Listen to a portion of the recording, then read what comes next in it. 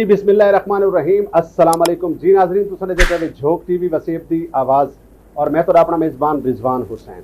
नाजरीन अज असां खसूसी प्रोग्राम घिन के हाजिर थे हैं अपनी पाक फौज वास्ते, पाक फौज के उन्होंने शहीद नौजवानों वास्ते कि जिन्हों की वजह करके साडा मुल्क है और मुल्क दे जितने भी सिक्योरिटी के इदारे सब तो पहले तो मैं तमाम को सलाम पेश करना, पाक फौज को सलाम और पाक फौज के तमाम उन्होंने इदारे को सलाम जोड़े मुल्क पाकिस्तान की हिफाजत करें और ख़ास तौर पर दिन पर रात बार्डर के उत्ते अपनी जिंदगी बसर करें।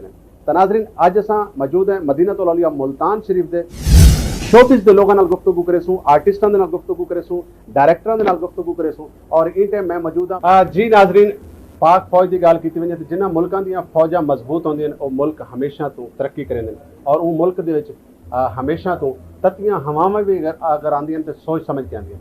अज असां अगर अज की गल करूँ तो अज साडे मुल्क पाकिस्तान दे पाक आर्मी के हवाले नाल पूरा डी मनाया गया और शहीदों के हवाले नाल डी मनाया गया।